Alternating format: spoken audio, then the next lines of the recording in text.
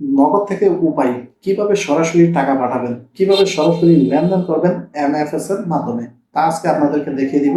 আপনি চাইলে শুধুমাত্র 1 মিনিটের ভিতরে নগদ থেকে চাইলে রকেট উপায় বিকাশে যে কোনো সময় সরাসরি টাকা পাঠাতে পারবেন। চ্যানেলে নতুন হয়ে থাকলে অবশ্যই সাবস্ক্রাইব করে দিয়ে পাশে থাকবেন। তো কিভাবে পাঠাবেন সেই পুরো প্রসেসটি এখন দেখাচ্ছি। তো চলুন শুরু করা যায়। নগদ থেকে রকেটে টাকা পাঠানোর জন্য প্রথমে আপনি নগদ অ্যাপসে প্রবেশ করবেন।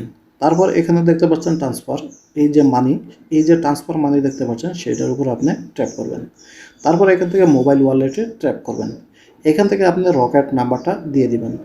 তারপর এখানে আপনি যে কোনো একটা নাম ব্যবহার করবেন। তো এখান থেকে ওয়ালেট এটার উপরে ট্যাপ করবেন। এইখান থেকে আপনি রকেট অপশনটা সিলেক্ট করে দিবেন। এখানে আপনার টাকার অ্যামাউন্টে দিবেন, কত টাকা পাঠাতে চাচ্ছেন। প্রসিডে করে দিবেন। আপনার যে পিন নাম্বারটি আছে নগদের সেইটি দিয়ে নেক্সট করে দিবেন।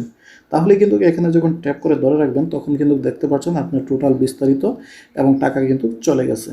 তো এভাবে চাইলেই কিন্তু খুব সহজে নগদ থেকে রকেটে টাকা পাঠাতে পারেন।